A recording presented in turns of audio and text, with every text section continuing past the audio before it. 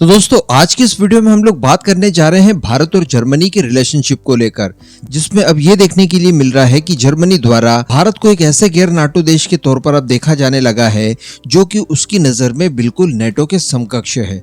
और सबसे बड़ी बात कि ये सारे कुछ परिवर्तन देखने के लिए मिले हैं तब जब जर्मन चांसलर रिसेंटली चाइना के विजिट से लौटे हैं। देखिए ये बात हम सभी लोग जानते हैं कि चाइना के इन्फ्लुएंस की वजह से ही और चाइना के साथ अच्छी साझगांठ की वजह से ही भारत और जर्मनी के बीच में P-75I को लेकर जो डील अटकी हुई है सबमरीन की, ये आज तक कंडक्ट नहीं हो पाई। आज तो जर्मनी के चांसलर हो, जर्मनी के डिफेंस मिनिस्टर हो या फिर जर्मनी के जो भारत के अंदर एनवॉय हैं, ये सारे कुछ पीछे पड़े हुए हैं कि देखिए आप हमसे सबमरीन ले लीजिए, बदले में आप जो चाहेंगे वो सब कुछ आपको मिलेगा। सी प्रूवन AIP जो आपकी सबसे बड़ी रिक्वायरमेंट है, ये सब कुछ देने के लिए तैयार है और डील जल्द से जल्द हो इसके लिए गवर्नमेंट टू गवर्नमेंट डील कर लीजिए। लेकिन किसी जमाने में ये सारी चीजें संभव नहीं थी क्योंकि चाइना के साथ इनके संबंध इतने अच्छे थे कि ये लोग चाइना के खिलाफ भारत को महत्वपूर्ण वेपन देने से कतराते थे। और इसके साथ साथ जर्मनी का जो डिफेंस एक्सपोर्ट था वो एक्चुअली इनकी एक्सपेक्टेशन के अनुसार लगातार चलते आ रहा था।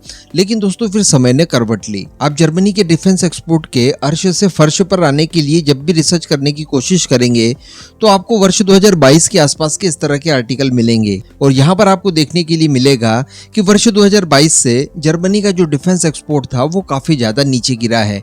लेकिन वास्तविकता इससे अलग है क्योंकि वर्ष 2028 में ही जर्मनी का जो डिफेंस एक्सपोर्ट था वो वर्ष 2017 की तुलना में 23% तक गिर गया था। और ये क्यों गिरा था? ये जर्मनी ने जानबूझकर गिराया था। जी हाँ, जर्मनी का डिफेंस एक्सपोर्ट इतना ज्यादा एक्चुअली हो रहा था कि उसने बड़े बड़े जो डिफेंस के इंपोर्टर से उन्हें हथियार देने से इनकार कर दिया था, जिसमें एक भारत तो था ही था, लेकिन दूसरा सबसे बड़ा इंपोर्टर सऊदी अरेबिया भी था। सऊदी अरेबिया जैसे बड़े इंपोर्टर को इन्होंने हथियार एक्सपोर्ट करने से इसलिए इनकार कर दिया था क्योंकि MBS का वो जमाल खशोगी की असैसिनेशन वाला कांड निकलकर सामने आया था। उन सब चीजों को इशू बनाकर इन्होंने अपना एक्सपोर्ट बंद कर दिया था सऊदी अरेबिया जैसे भारी भरकम इंपोर्टर को। और उसके बाद आज की परिस्थितियां अगर देखी जाए तो आपको इस तरह की रिपोर्ट देखने के लिए मिलेगी, जिसमें द गार्डियन आपको ये पब्लिश करते हुए मिलेगा कि यूरोप के सबसे ताकतवर देशों में से एक Germany sixth man of the Europe बनने के लिए फिर से तैयार है। क्योंकि जो जर्मनी की इकोनॉमी है वो उम्मीद से कई गुना ज्यादा नीचे गिर रही है। ऊपर से जो रशिया यूक्रेन वॉर की वजह से इन्हें परेशानियां हुई है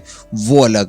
इसी वजह से इन्होंने अब अपने पुराने पापों को धोना शुरू कर दिया है। मैं आपको बता दूं कि सबमरीन जैसे भारी भरकम हथियारों के अलावा भी जर्मनी के पास कुछ छोटे और बहुत ही ज्यादा सोफिस्टिकेटेड वेपन्स है जो कि भारत की फोर्सेस के लिए बहुत उपयोगी है, जिसमें भारत के NSG कमांडोज तक शामिल है। इसमें भी अगर स्पेशली देखा जाए तो जर्मनी द्वारा तैयार की जाने वाली हेकर कोच MP5 सब मशीन गन का नाम आप ले सकते हैं, जो कि भारत की फोर्सेस के लिए बहुत उपयोगी है और हमारे NSG कमांडोज से लेकर मार्कोस तक इसका इस्तेमाल करते हैं। दरअसल मैं आपको बता दूं कि जर्मनी द्वारा छोटे हथियारों के एक्सपोर्ट पर बैन लगा दिया गया था किसी भी गैर नेटो देश के लिए।